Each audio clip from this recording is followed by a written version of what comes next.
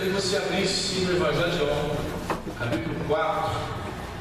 Estaremos trazendo a segunda e última parte da mensagem Ganhe Almas. Amém?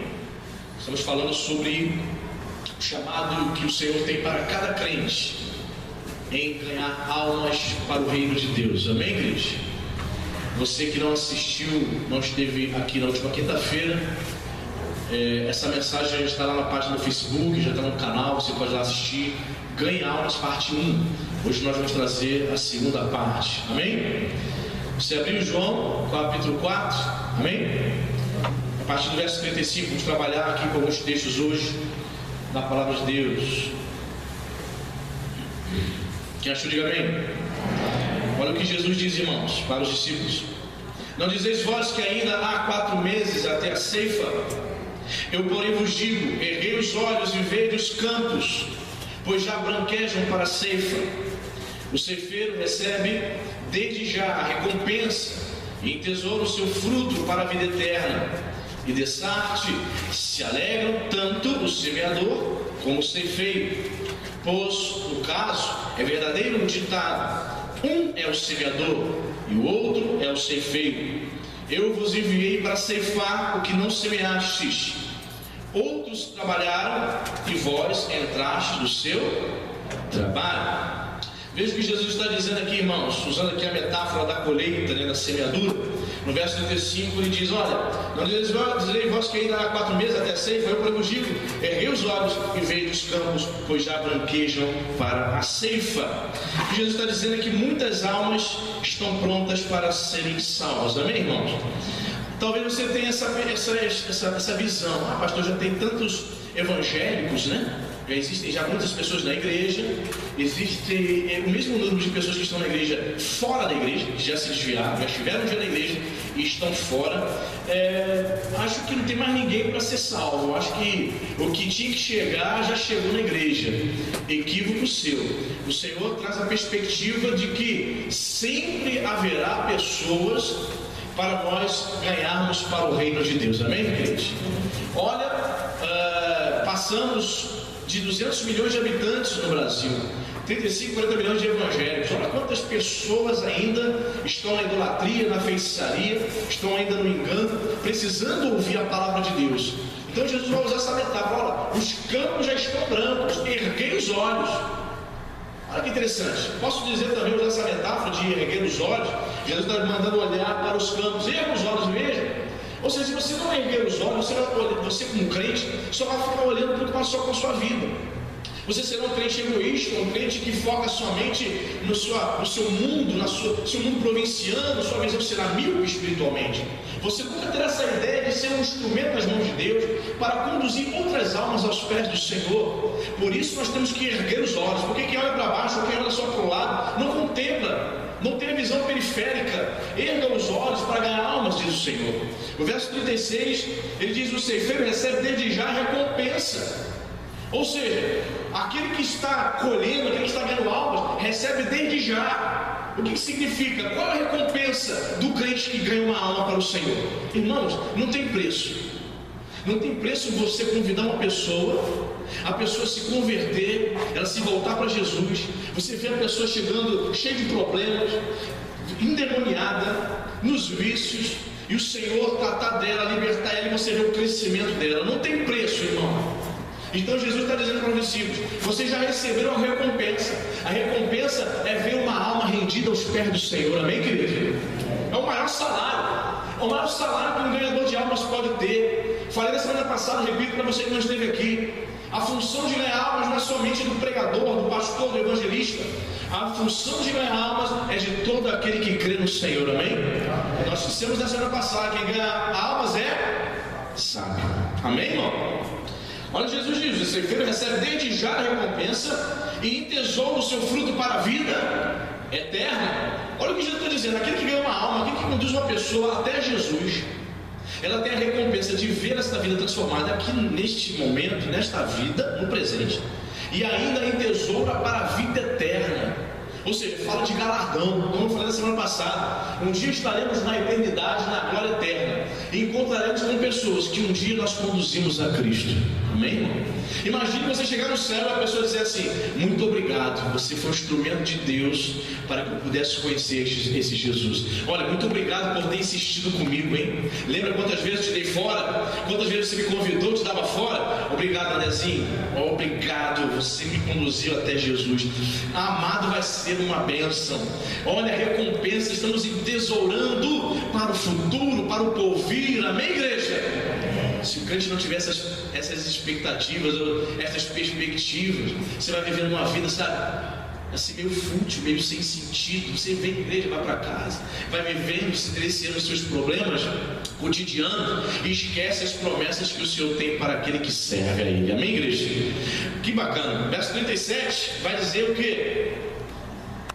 Jesus diz: pois no caso é verdadeiro o ditado, um é o semeador e outro é o ceifeiro. Olha que Jesus está me ensinando e te ensinando. Um é o semeador, é um que semeia, e o outro ceifa. Talvez você esteja um pouco assim desanimado para ganhar almas, para convidar pessoas para vir para a igreja, esteja triste, desanimado em evangelizar. Pastor, há tantos anos eu evangelizo fulano, beltrano, ninguém vem para a igreja.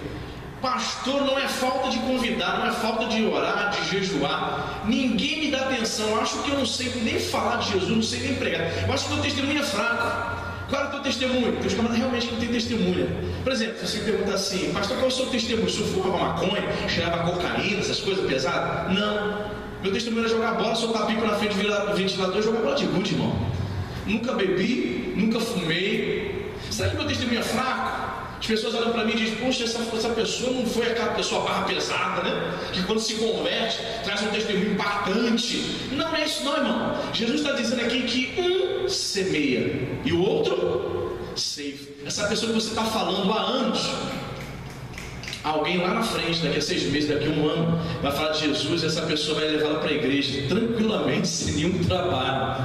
Às vezes a pessoa até se orgulha, né? Fala: levei fulano para a igreja. Claro, você falou para ela há anos, você semeou, mas outro ceifou. Então, na dinâmica do reino, não fique triste quando você fala de Jesus para uma pessoa várias vezes, e às vezes a pessoa lá na frente se converte, se chamou ela anos para a nova vida, aí ela se converteu lá na Assembleia de Deus, com uma amiga do trabalho. Você: caramba, eu falei de Jesus tanto para essa pessoa, ela nunca veio na minha igreja. Amado, dá glória a Deus, amém, irmão? Você semeou, outro colheu. Amém, igreja? Tem que ficar feliz, está com Jesus, ela está firme, você viu mudança de vida, viu transformação, ela nasceu de novo. Amém, está na Batista, está na Assembleia, que Deus possa cuidar dela. Amém, querido? Então Jesus está nos ensinando aqui: um semeia, outro ceifa. Então eu não posso ficar triste, e tão pouco eu devo ficar orgulhoso. Você abriu a boca para a pessoa hoje, falou de Jesus, aí amanhã a pessoa está vindo para a igreja e se converteu. Você: está vendo meu poder? O testemunho é maravilhoso. O meu testemunho é muito forte, por isso que ela veio para Jesus. Olha, eu domino tanto a Bíblia, falo tão bem, tão bonito, que quando eu abri a boca, a pessoa: ok, vou para Jesus. Não se orgulhe por conta disso, sabe por quê? Porque um semeou e você está tendo o privilégio de ceifar, de colher. Amém, igreja? Então, na dinâmica de ganhar almas, existem os semeadores e os ceifadores. Você deve erguer os olhos, porque os campos estão brancos. Fale de Jesus, amém, querido? Se você é semeador, não importa. Se você é o ceifador, o colhedor, não importa. Você precisa falar do amor de Deus, amém? Muito bem. Segundo texto, Romanos capítulo 10. Vamos para Romanos. Romanos capítulo 10, verso 14.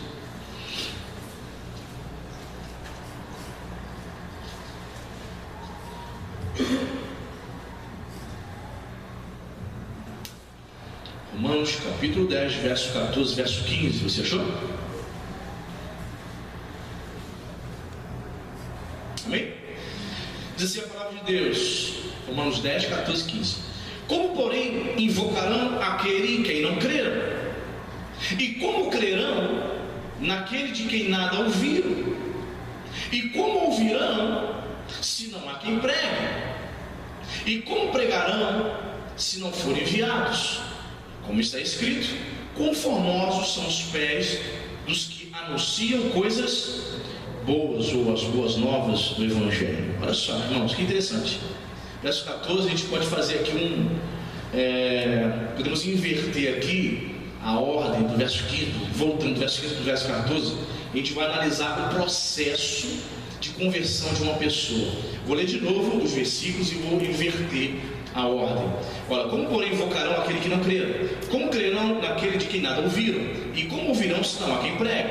E como pregarão se não forem enviados? Ok? Então, fazendo aqui uma inversão, subindo assim do versículo 15, voltando para o verso 14, nós podemos ver aqui uma ordem interessante. O versículo 15 diz: como pregarão se não forem enviados? Não é isso? Então, a primeira coisa que nós precisamos é ser enviados por Deus para pregar. Amém, queridos? Precisamos ser enviados. Para que uma pessoa venha se converter, você precisa ter ela. Você precisa falar de Jesus para ela.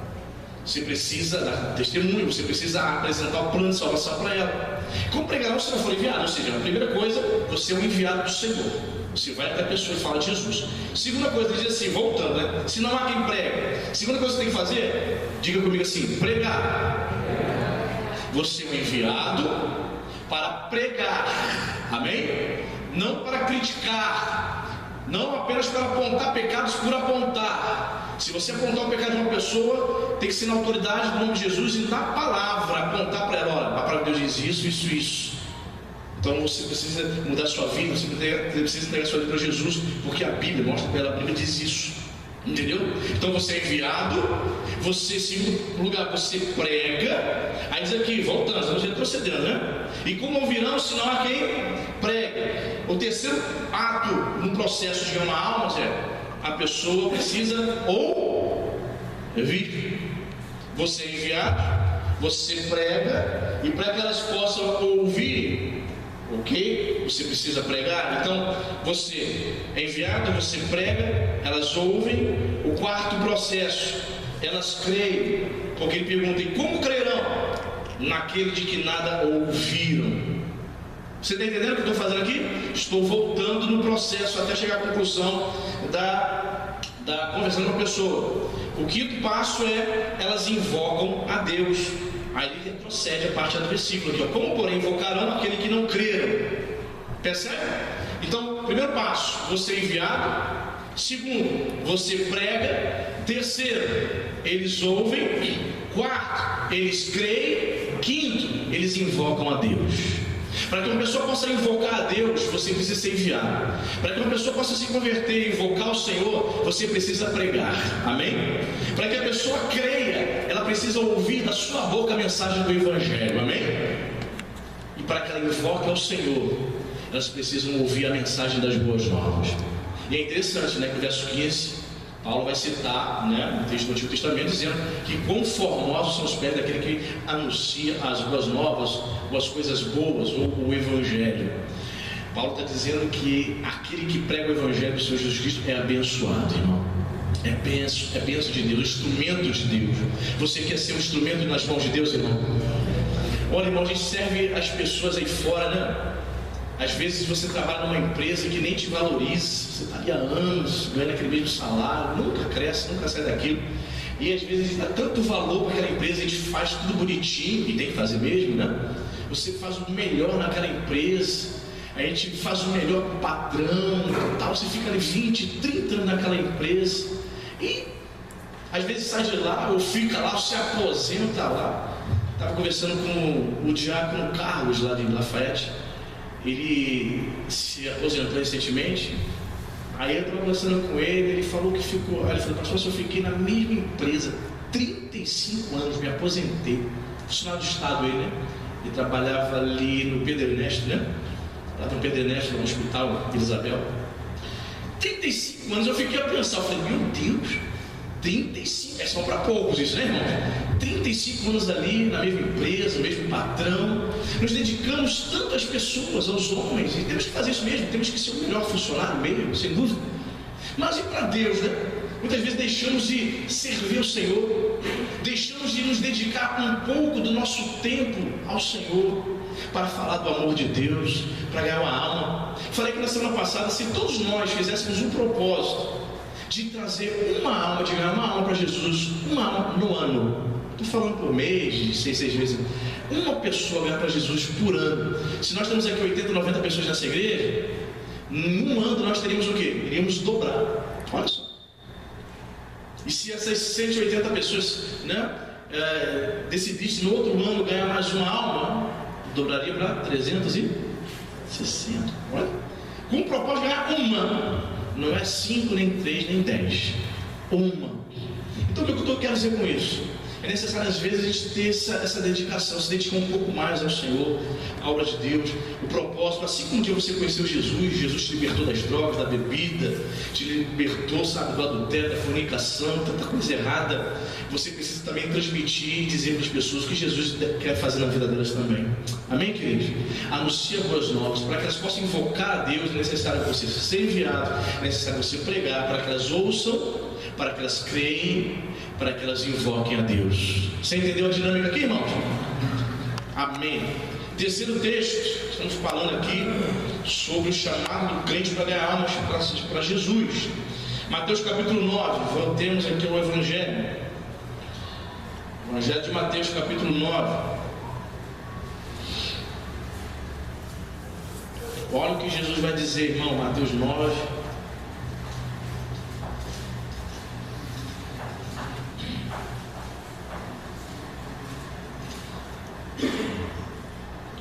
Evangelho de Mateus capítulo 9, verso 35.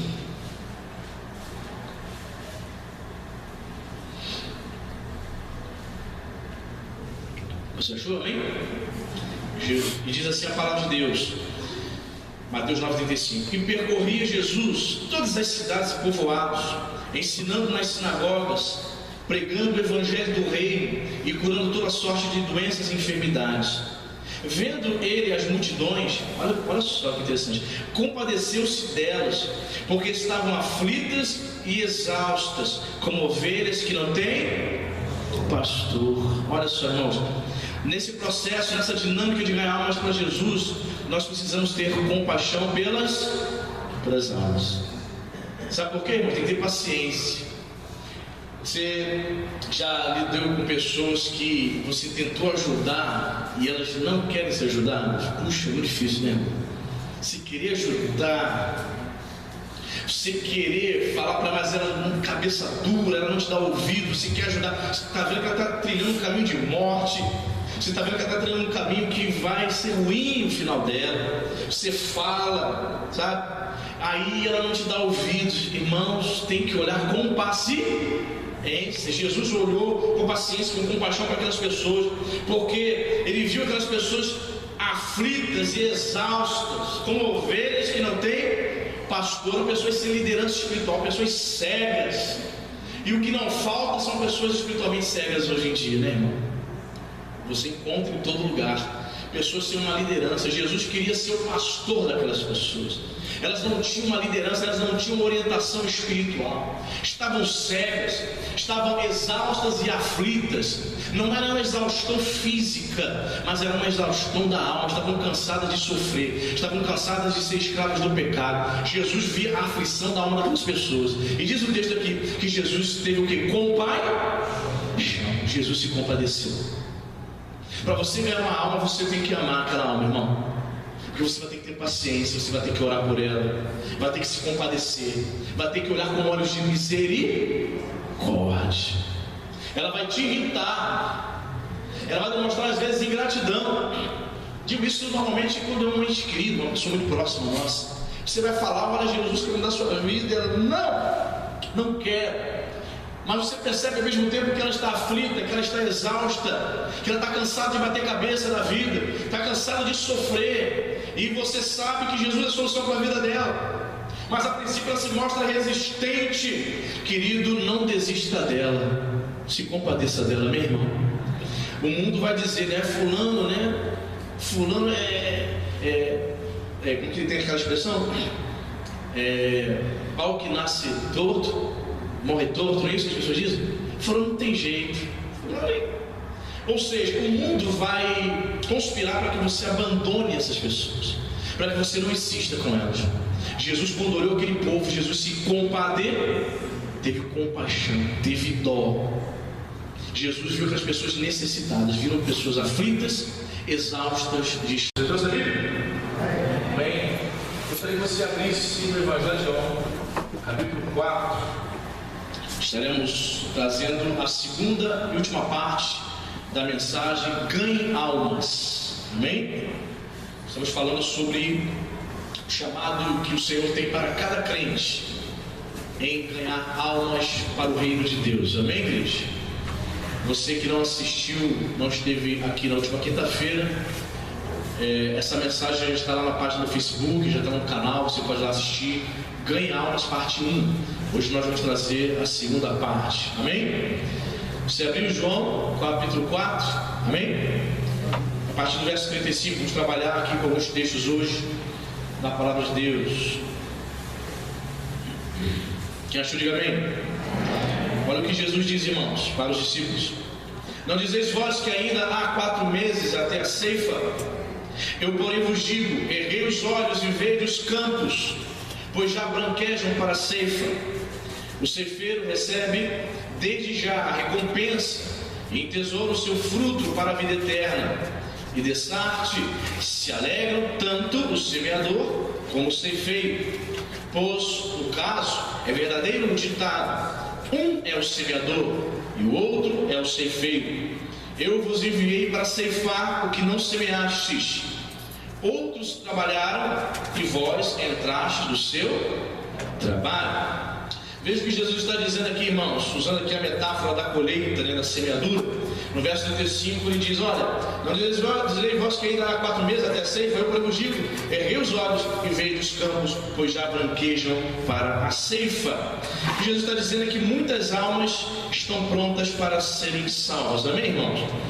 Talvez você tenha essa visão: ah, pastor, já tem tantos evangélicos, né? Já existem muitas pessoas na igreja, existe o mesmo número de pessoas que estão na igreja fora da igreja, que já se desviaram, já estiveram um dia na igreja e estão fora. Acho que não tem mais ninguém para ser salvo. Acho que o que tinha que chegar já chegou na igreja. Equívoco seu. O Senhor traz a perspectiva de que sempre haverá pessoas para nós ganharmos para o reino de Deus. Amém, gente?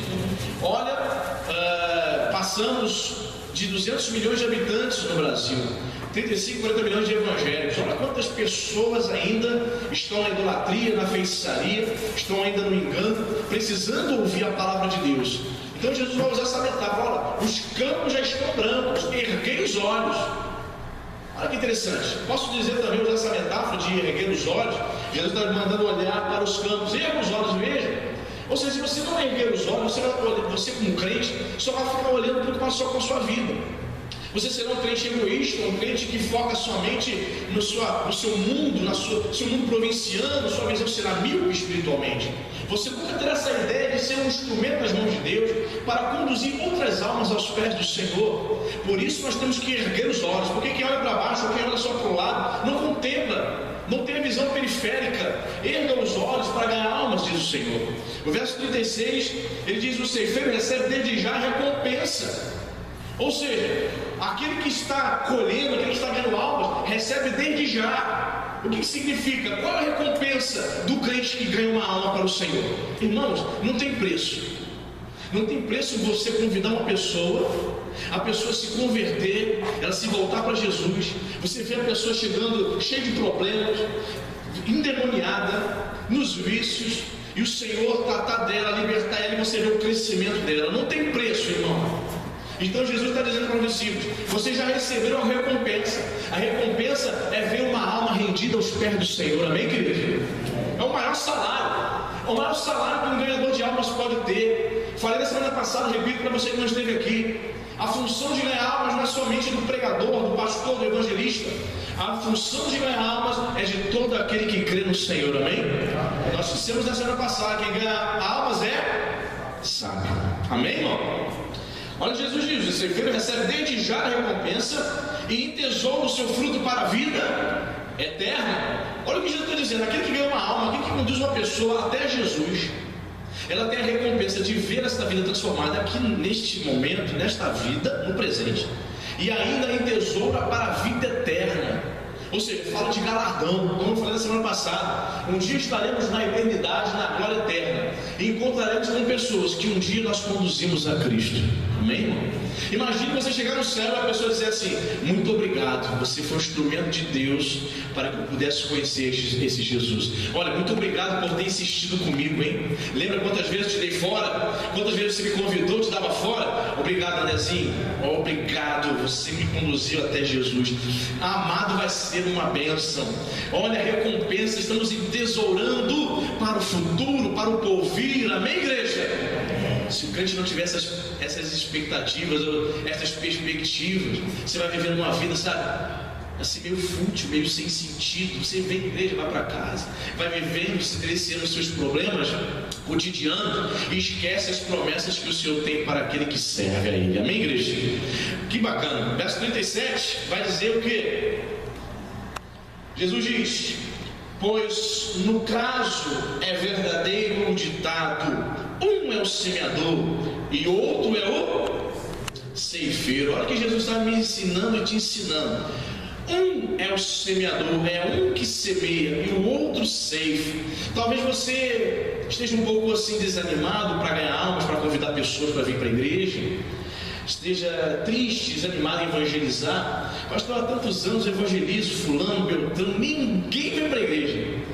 Pastor, não é falta de convidar, não é falta de orar, de jejuar, ninguém me dá atenção. Acho que eu não sei nem falar de Jesus, não sei nem pregar. Eu acho que o teu testemunho é fraco. Qual é o teu testemunho? Tem uns camaradas realmente que não tem testemunha.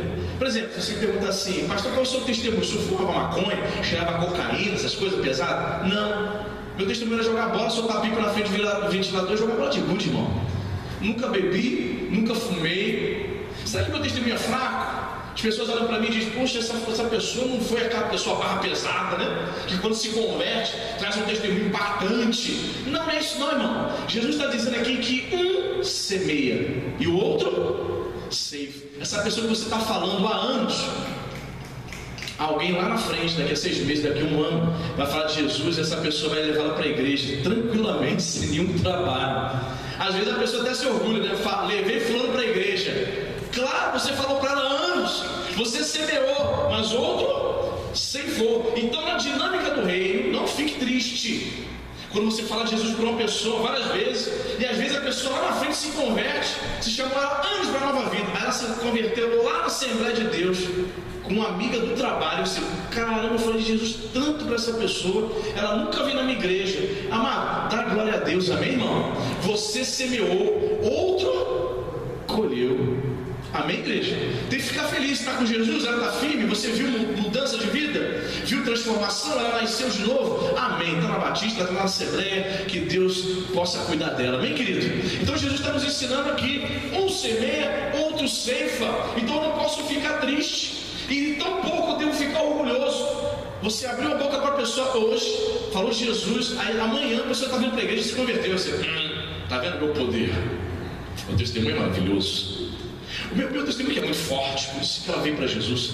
Olha, eu domino tanto a Bíblia, falo tão bem, tão bonito, que quando eu abri a boca, a pessoa, ok, vou para Jesus. Não se orgulhe por conta disso, sabe por quê? Porque um semeou e você está tendo o privilégio de ceifar, de colher. Amém, igreja? Então, na dinâmica de ganhar almas, existem os semeadores e os ceifadores. Você deve erguer os olhos, porque os campos estão brancos. Fale de Jesus, amém, querido? Se você é semeador, não importa. Se você é o ceifador, o colhedor, não importa. Você precisa falar do amor de Deus, amém? Muito bem. Segundo texto, Romanos capítulo 10. Vamos para Romanos. Romanos capítulo 10, verso 14.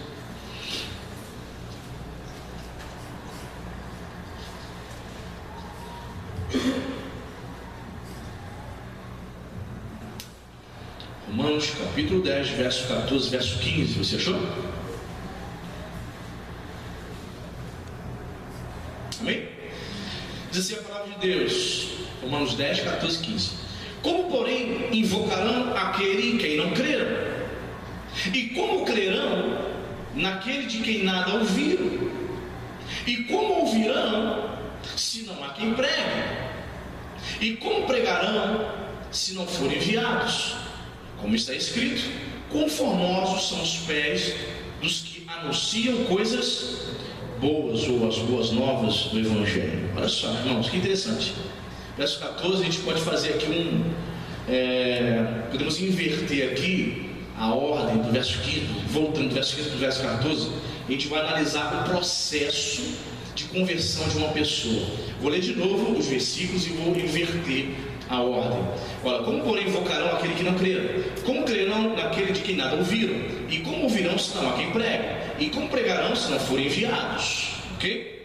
Então, fazendo aqui uma inversão, subindo assim do versículo 15, voltando para o verso 14, nós podemos ver aqui uma ordem interessante. O versículo 15 diz: como pregarão se não forem enviados? Não é isso? Então, a primeira coisa que nós precisamos é ser enviados por Deus para pregar. Amém, queridos?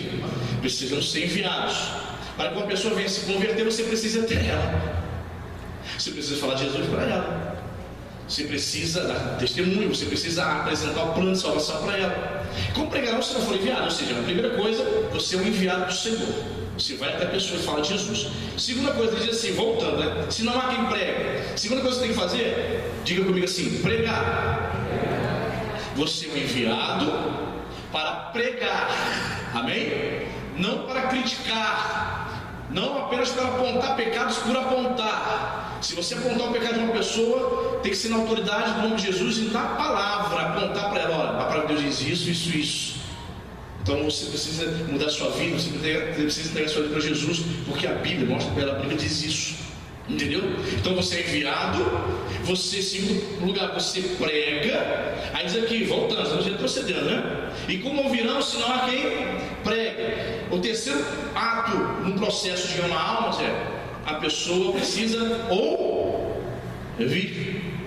Você é enviado, você prega, e para que elas possam ouvir, ok? Você precisa pregar. Então você é enviado, você prega, elas ouvem. O quarto processo, elas creem, porque ele pergunta: e como crerão naquele de que nada ouviram? Você está entendendo o que eu estou fazendo aqui? Estou voltando no processo até chegar à conclusão da conversão de uma pessoa. O quinto passo é: elas invocam a Deus. Aí ele retrocede a parte do versículo aqui, ó. Como porém invocarão aquele que não creram? Percebe? Então, primeiro passo, você é enviado. Segundo, você prega. Terceiro, eles ouvem.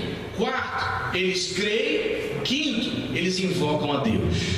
Para que uma pessoa possa invocar a Deus, você precisa ser enviado. Para que uma pessoa possa se converter e invocar o Senhor, você precisa pregar. Amém?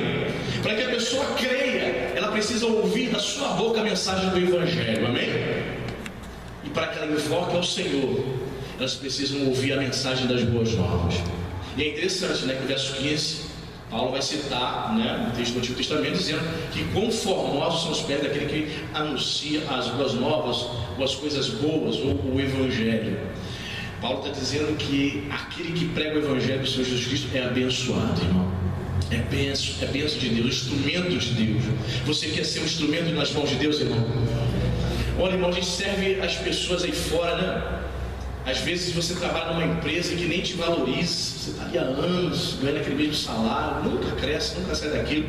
E às vezes a gente dá tanto valor para aquela empresa, a gente faz tudo bonitinho, e tem que fazer mesmo, né? Você faz o melhor naquela empresa, a gente faz o melhor com o patrão, tal. Você fica ali 20, 30 anos naquela empresa, e às vezes sai de lá, ou fica lá, ou se aposenta lá. Estava conversando com o diácono Carlos, lá de Lafayette. Ele se aposentou recentemente. Aí eu estava conversando com ele falou que ficou. Aí ele falou: pastor, eu fiquei na mesma empresa 35 anos, me aposentei. Funcionário do Estado ele, né? Ele trabalhava ali no Pedro Ernesto, né? Lá no Pedro Ernesto, no Hospital Isabel. 35 anos eu fiquei a pensar, eu falei: meu Deus, 35, é só para poucos isso, né, irmão? 35 anos ali na mesma empresa, mesmo patrão. Nos dedicamos tanto às pessoas, aos homens, e temos que fazer isso mesmo, temos que ser o melhor funcionário mesmo, sem dúvida. Mas e para Deus, né? Muitas vezes deixamos de servir o Senhor, deixamos de nos dedicar um pouco do nosso tempo ao Senhor, para falar do amor de Deus, para ganhar uma alma. Falei que na semana passada, se todos nós fizéssemos um propósito de trazer uma alma, de ganhar uma alma para Jesus, uma alma no ano, estou falando por mês, de 6 vezes, uma pessoa ganhar para Jesus por ano. Se nós temos aqui 80, 90 pessoas nessa igreja, num ano nós teríamos o quê? Iríamos dobrar. Olha só. E se essas 180 pessoas, né, decidissem no outro ano ganhar mais uma alma, dobraria para 360. Olha. Com o propósito de ganhar uma. Não é 5, nem 3, nem 10. Uma. Então o que eu quero dizer com isso?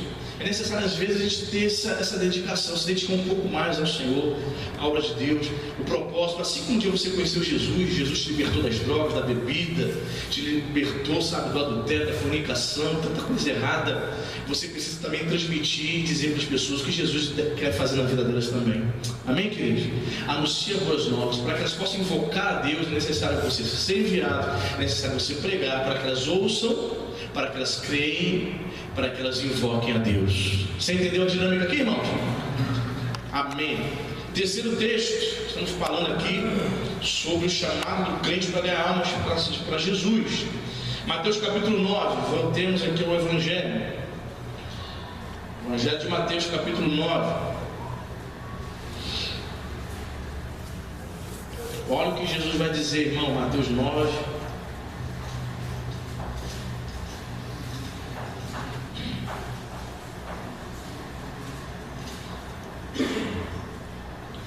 Evangelho de Mateus capítulo 9, verso 35.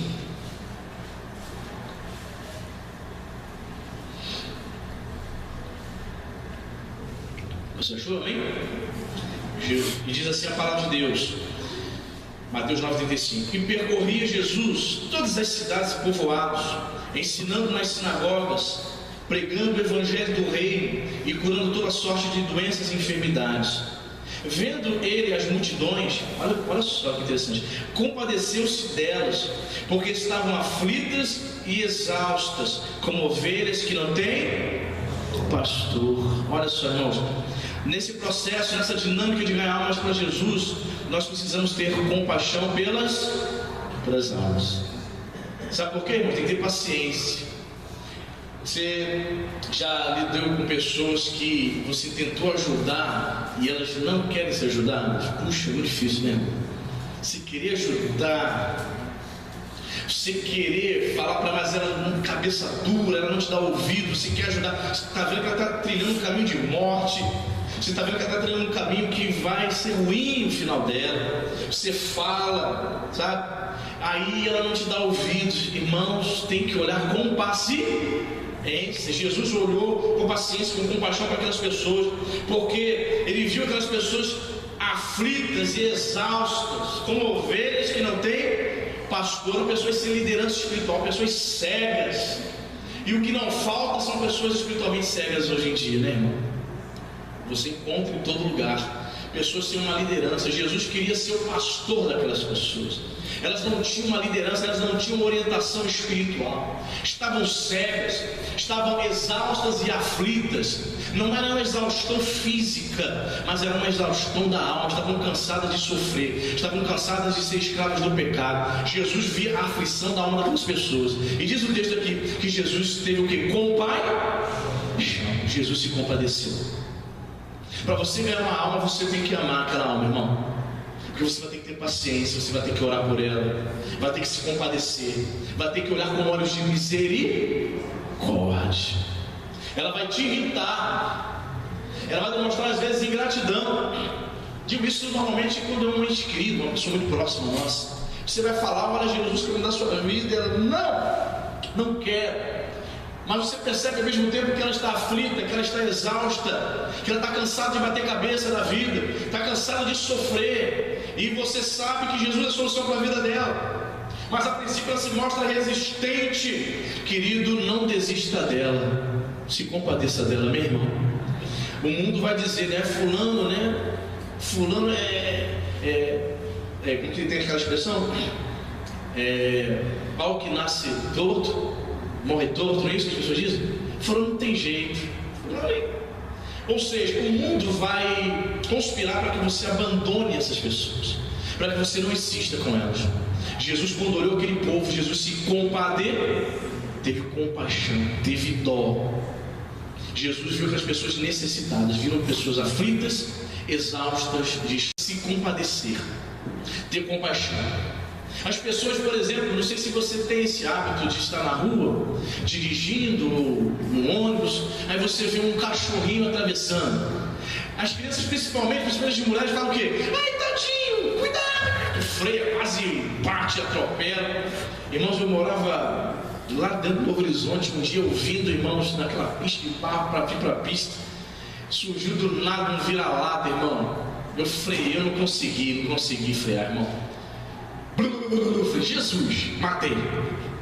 Irmãos, eu fiquei me sentindo tão mal. Eu falei, matei, eu freiei, eu não consegui a tempo e só ouvi assim de barro do carro. Eu falei, pronto, esmaguei. Aí na hora, irmão, deu uma pontada no coração. Eu falei, Jesus, eu matei o cachorro. Sim, te matei, eu fui diminuindo a velocidade. Irmãos, quando eu olho para trás, eu mexi inteirinho andando. Me enganou. Jesus, esse cachorro é bimônico. Não sei como, mas por dentro do carro, debaixo do carro, ele sobreviveu, irmão. Jesus Cristo. E nós ficamos com dó, né? Temos dó. Há pessoas que têm aquele cúmulo de postar assim: quanto mais lido com o ser humano, mais gosto dos animais. Já viu já? Está dizendo que o cachorro dela é mais importante do que o cunhado, a sogra, né? Queridos, não é assim. Sabemos que você tem que ter um carinho especial com os animais, mas os seres humanos são dignos da sua compaixão, mesmo. Não abandone as pessoas. Tenha misericórdia. Elas precisam, se elas estão vivas ainda, porque o Senhor ainda tem propósito na vida dela. Deus está dando chance para ela se converter, e você é instrumento de Deus para ganhar alma para Jesus. Amém, irmão? Enquanto a vida, vou usar esse jargão velho, antigo, enquanto a vida há esperança, irmão. Enquanto a vida é esperança, ela está viva, o Senhor está dando oportunidade para se arrepender, para se voltar para Deus, e Deus pode te usar como instrumento, mas é necessário que você tenha compaixão. Qualquer outro sentimento que você tiver aí, você vai abandonar a pessoa. Você não vai ter paciência, não. A pessoa vai te irritar, vai te provocar. É necessário ter compaixão. Quantas vezes, né, irmão, você lê nos evangelhos, quantas vezes os discípulos tiraram a paciência de Jesus? Pedro, principalmente. Quantas vezes as pessoas, mexeram com a paciência do Senhor, e Jesus teve compaixão para continuar lidando com elas. Então, para conduzir uma alma para Jesus, o primeiro sentimento que você tem que ter é de misericórdia, de compaixão, enxergar essas pessoas como dignas de ouvirem da sua atenção, dignas de ouvir da sua boca a mensagem do Evangelho, porque são ovelhas aflitas e exaustas. O verso 37, Jesus diz: e então se dirigiu a seus discípulos. Olha, a seara, na verdade, é grande. Olha o que Jesus fala para os discípulos: mas os trabalhadores são poucos. Rogai, pois, ao Senhor da seara que mande trabalhadores para a sua seara. Interessante, né? Isso não mudou, não, irmãos. Esse problema persiste até hoje. A necessidade é sempre maior do que a força de trabalho. Qualquer igreja que você for, qualquer denominação, qualquer linha de crença, você vai perceber que são a minoria, que é uma minoria que procura trabalhar na igreja. É a minoria. Então isso persiste até hoje. Poucos são os trabalhadores. Tem trabalho, só que poucos querem se disponibilizar. Ou existem também aquelas pessoas que querem trabalhar sem pagar o preço da santificação, não quer ler Bíblia. Quero ser professor da geração vida, mas não lê Bíblia. Quero ser professor da geração vida, não prepara uma aula, não busca em Deus conhecimento bíblico para transmitir algo de conteúdo para as crianças. Pode, né, irmão? Eu quero ser obreiro da casa de Deus. Eu acho tão bonito receber as pessoas ali. Boa tarde, boa tarde, Deus abençoe, paz do Senhor. Tão bonito esse gesto, bacana. Mas a pessoa não cuida da sua própria vida espiritual, fica relaxada, relapsa, não está no domingo de manhã culto de ensino, ela não fez um módulo só para poder entrar para ser um auxiliar, mas ela não quer mais estudar a palavra de Deus, está anos na igreja, não fez o módulo, não fez o texto, fez o culto, ela não progride. Aí, desse jeito, mais cedo, mais tarde, sabe o que ela vai fazer? Ela vai pedir para sair. Não tem como fazer uma obra espiritual vivendo na carne, irmão. A obra de Deus é espiritual, amém, queridos? Estou dizendo aí, né, que está havendo uma guerra cultural. Você concorda que está havendo uma guerra cultural, não? Atualmente, você concorda? Sim ou não? Não está havendo uma guerra cultural? Essa questão da ideologia do gênero, né? Está havendo uma guerra cultural? E os artistas estão contra, né, a sociedade conservadora e tal. Você tem visto aí que fizeram uma hashtag Caetano Veloso pedófilo, né? É uma guerra cultural. Sim, o mundo diz que é uma guerra cultural. Concordo, é uma guerra cultural. Mas, querido, quem é crente observa e percebe que também é uma guerra espiritual, filho. Não é só uma guerra cultural. Caetano pedófilo e você crente não aceita. É uma guerra espiritual. Tem um âmbito espiritual na questão. Não é só uma guerra de ideologias, não. Quem é crente enxerga essas coisas. Quem não é, não entende. Acho que é apenas guerra cultural. E Jesus vai dizer: a seara é grande, tem trabalho, muita coisa a ser feita, mas poucos, infelizmente, poucos são os trabalhadores. Aí Jesus vai dizer para os discípulos: olha, rogai ao Senhor da seara, orem ao Senhor, para que Deus levante trabalhadores. Eu faço reunião com os trabalhadores aqui da casa de Deus de 3 meses. E assim, graças a Deus, não tem diminuído o número de trabalhadores, ou se mantém ou cresce, né? Na última reunião eu percebi que cresceu o número, graças a Deus. A gente pode parar de orar. O Senhor envia pessoas para trabalhar, envia pessoas disponíveis, pessoas que queiram se doar. Não é só desejar trabalhar, tem que se doar, tem que suar, tem que transpirar, tem que querer, tem que se doar. Nem todos estão disponíveis. Então, queridos, na dinâmica de ganhar almas, não se assuste. Sempre será a minoria. Sempre será a minoria da igreja que desejará trabalhar, fazer algo para Jesus. Que você possa fazer parte desses poucos trabalhadores, amém, irmãos?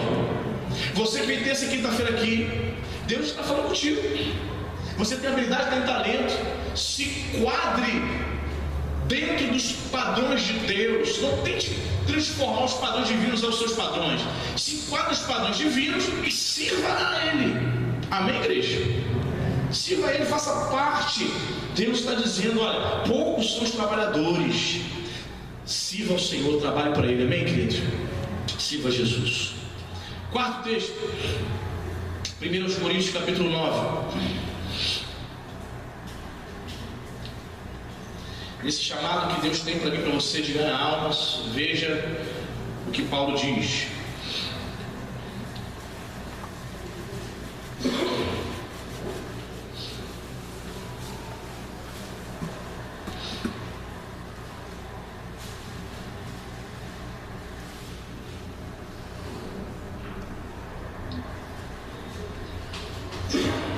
Primeiros Coríntios capítulo 9, versículo 22, 23.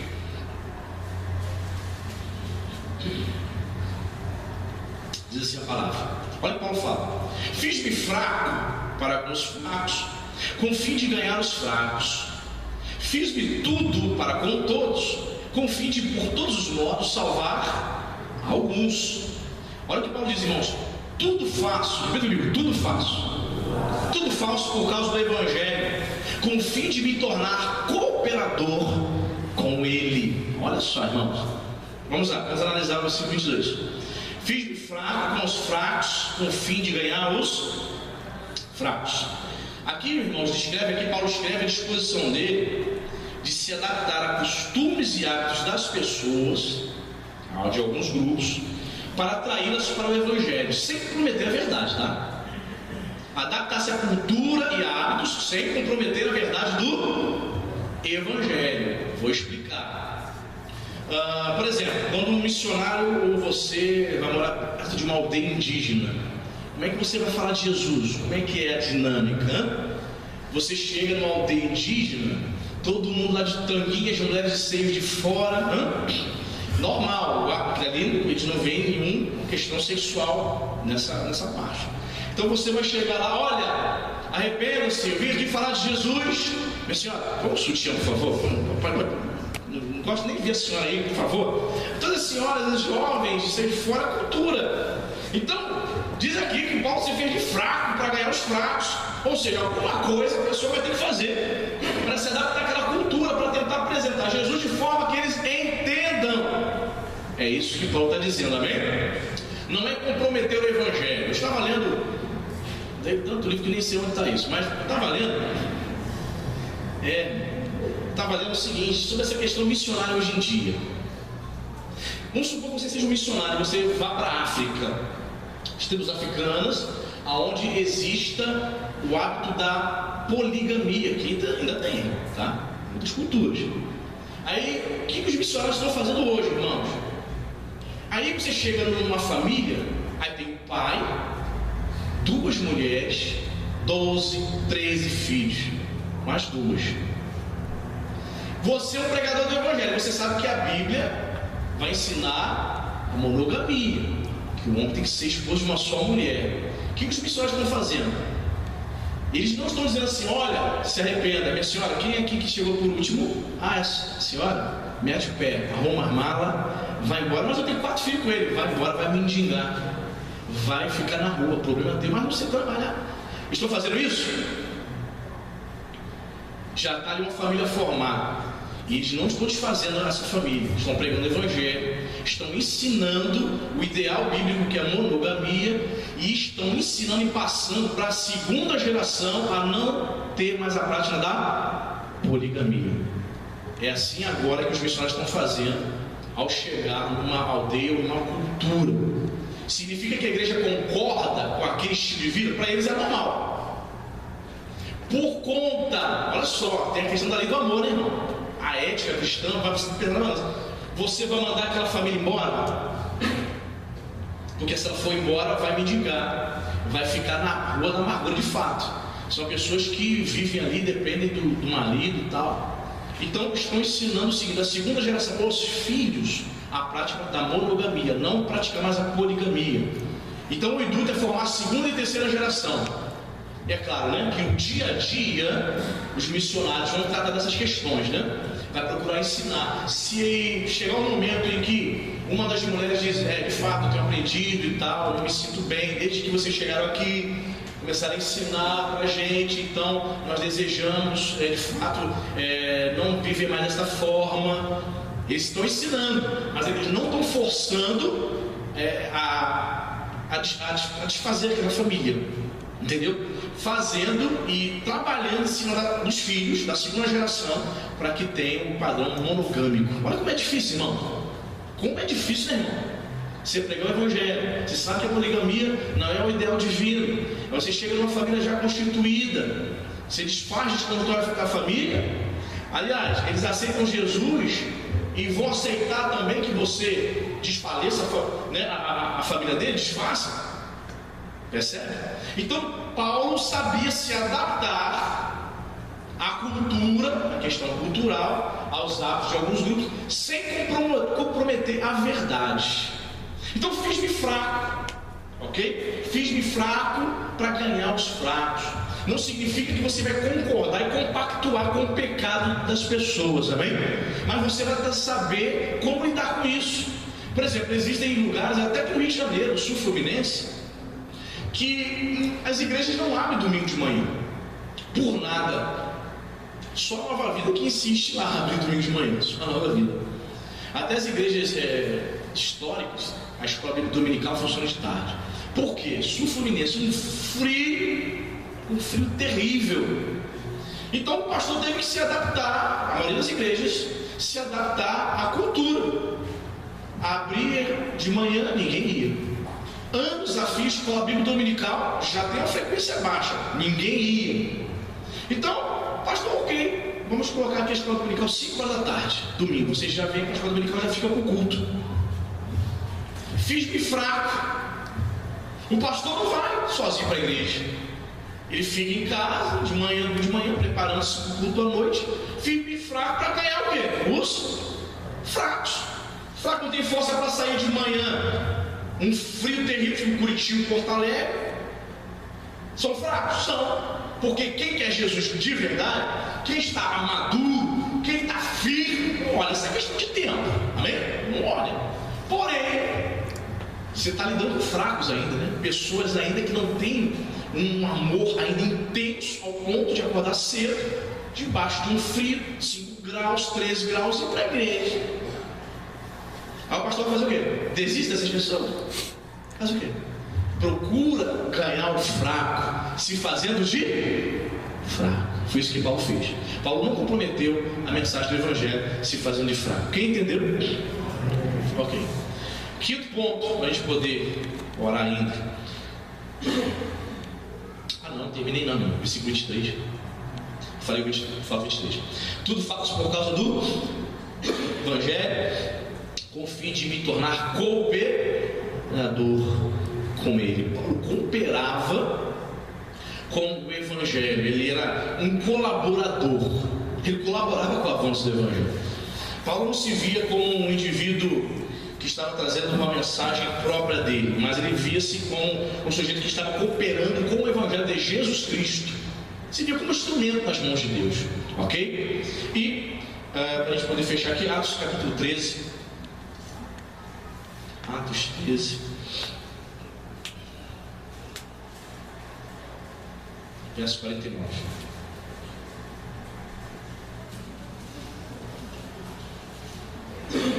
Atos 13,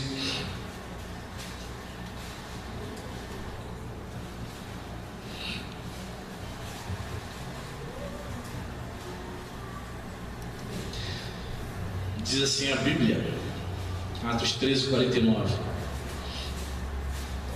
E divulgava-se a palavra do Senhor por toda aquela região. Mas os judeus instigaram as mulheres piedosas de alta posição e os principais da cidade, e levantaram perseguição contra Paulo e Barnabé, expulsando-os do seu território. E estes, olha só, sacudindo contra aqueles o pó dos pés, partiram para Icônio.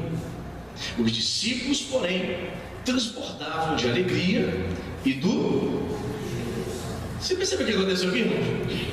Ele estava pregando o Evangelho, Paulo e Barnabé. De repente, eles começaram a levantar o que? Perseguição. Olha, contra Paulo e Barnabé, ao ponto de expulsarem eles. Foram convidados a se retirar daquelas terras. Ei, Paulo e Barnabé, some daqui. Você já teve experiência de ser expulso de algum lugar, irmão? Já? Não? Por alguma razão? Situação difícil, né? No mínimo constrangedora. O senhor está convidado a se retirar. Constrangedor, né? Você já chegou numa festa e você sentou assim na festa, o dono da festa, quem de igreja, por favor, quer se retirar, porque aqui está reservado para as pessoas assim, VIPs, e te retirar? Você ser expulso já? Já aconteceu isso contigo? Comigo já. Horrível. Eu não sabia, irmão, que aquele lugar estava reservado. Não sabia, não estava escrito nem nada. Cheguei, né? Fui logo lá. Cheguei, sentei assim. Eu senti. Sentamos lá. Daqui a pouco a pessoa com muito sem graça, né? Assim, muito envergonhada. Porque aqui está reservado para o pessoal poder se retirar e sentar lá atrás. Jesus. Antes tivesse imposto, né, irmão? Alguma coisa escrita lá, né? Reservado para a turma VIP, né? Eu não era VIP, né?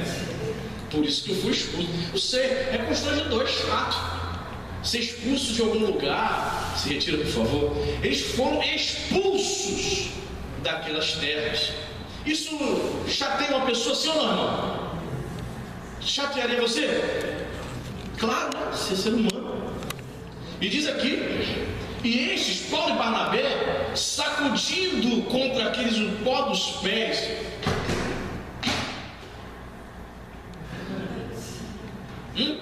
É uma expressão, né? Não sei se eles faziam isso literalmente. Sacudindo contra eles o pó dos pés. É tipo assim, estou me retirando, estou deixando o pó dessa terra, estou me metendo o pé. Saíram. poderiam ficar muito chateados, né? E orar a Deus: Senhor, que a tua mão pese sobre aquela turma que expulsou a gente. Vamos embora, bora Barnabé, vamos orar aqui. Não. O que me chama a atenção no texto é o versículo 52. Os discípulos, porém, transbordavam de alegria do Espírito Santo. Mexe por aqui, sai daqui. Aleluia, glória a Deus. Eu quero mais é Deus, não estou nem aí. Deus é bom, estou transbordando, estou cheio de Espírito. O cara entra no ônibus falando língua estranha, rajada de fogo. Que maravilha! Tínhamos todos os motivos para ficarmos tristes. Paulo Barnabé poderia ter ficado muito chateado. Foram expulsos, irmãos. Olha, ser expulso, sai da minha terra, sai daqui. Mas ele não fica triste. Ele não ora para Deus pesar. Eles ficam alegres, transbordando de alegria. Que essa seja a tua vida nas mãos de Deus. Que você possa transbordar da alegria do Espírito, irmão. Você proclamar, você falar de Jesus e as pessoas resistirem. As pessoas se desfazerem de você. Ao invés de você ficar triste, chateado, chorando.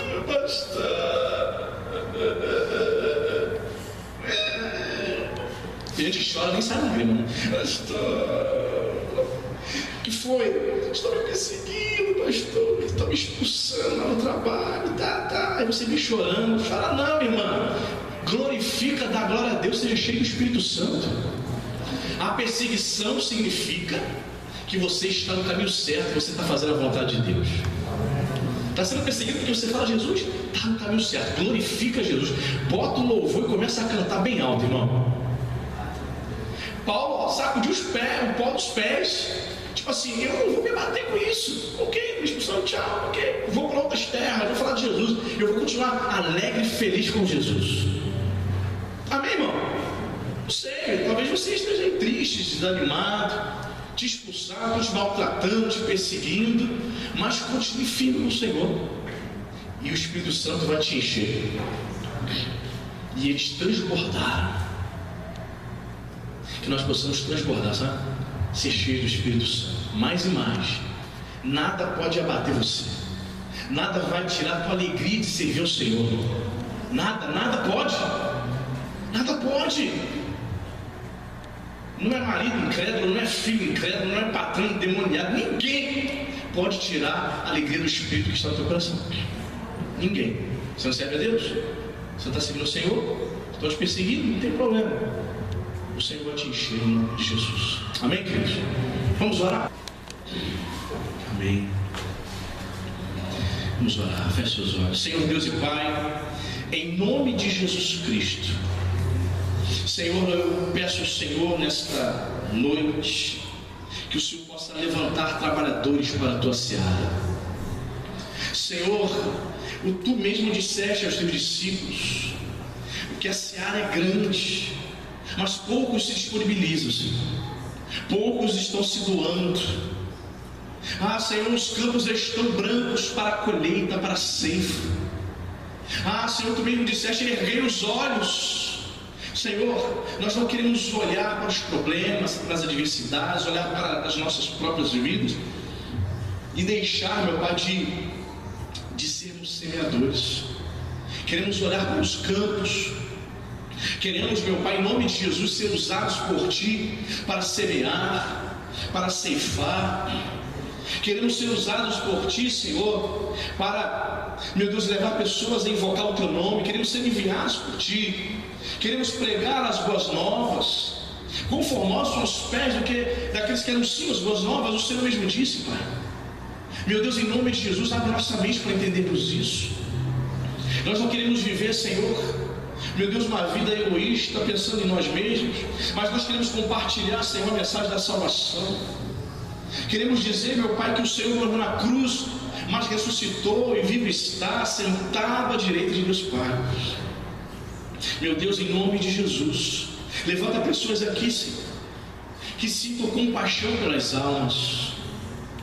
Assim como o Senhor sentiu compaixão daquelas almas que estavam exaustas, que estavam aflitas, meu Pai, aflitas por conta do pecado, eram ovelhas que não tinham pastor.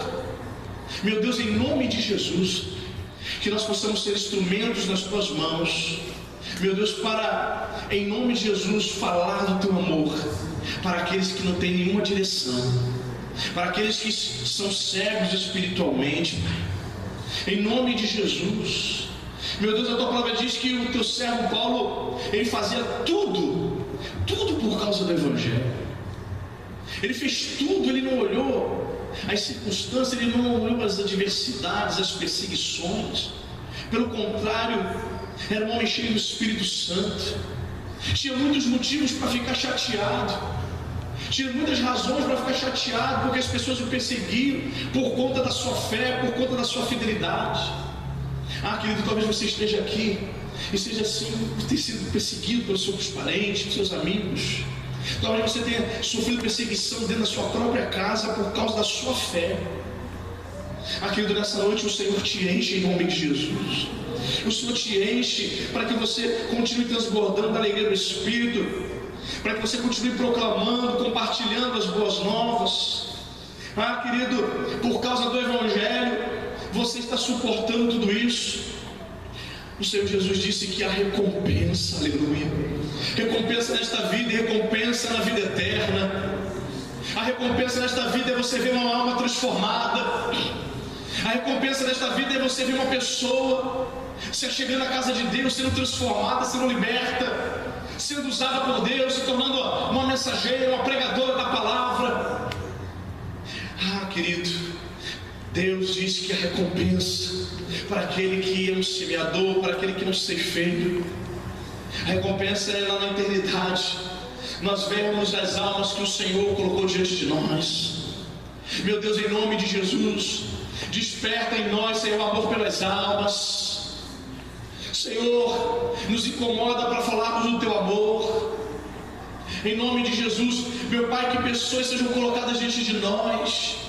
Coloca pessoas no nosso caminho, Senhor, para que possamos semear a tua palavra. Coloca pessoas, meu Pai, no nosso caminho, para que possamos colhê-las para o reino de Deus. Em nome de Jesus. Nós não queremos olhar, Senhor, para nós mesmos, mas nós nesta noite queremos erguer os olhos e contemplar os campos, porque já estão brancos. Dá-nos, meu Senhor, nesse último tempo, dá-nos, meu Senhor, nesta última hora, meu Senhor, almas em nome de Jesus.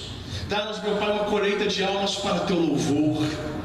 Que o Senhor possa despertar em corações aqui nessa noite o propósito de ganhar pelo menos uma alma, Senhor, nos próximos meses. Que pessoas saiam daqui, Senhor, com o propósito de conduzir o seu companheiro, os seus filhos, seus parentes e amigos aos pés de Jesus. Em nome de Jesus Cristo, Pai. Sim, meu Pai, o Senhor mesmo disse: rogai ao Senhor da seara para que envie trabalhadores. E a Ti oramos, meu Pai. Envia trabalhadores, levanta trabalhadores aqui nesse lugar. Levanta, Senhor, professores que ensinarão às nossas crianças as lições da palavra de Deus. Levanta, meu Pai, homens, mulheres cheios do Espírito, comprometidos, Senhor, com a Tua obra, para servir no santuário, em nome de Jesus, para servir na Tua casa. Obrigado, Deus, pela Tua palavra, que nos orienta, que nos ensina e que nos desperta, meu Senhor. Abençoa esta igreja, abençoe a vida de cada um dos teus filhos. Que nós saímos daqui, Senhor, no coração com esta palavra de que somos semeadores, que somos ceifadores para a tua glória. Leva-nos em paz e nos dá, Senhor, um restante de semana abençoada na tua presença, no nome de Jesus. Amém e graças a Deus. Amém.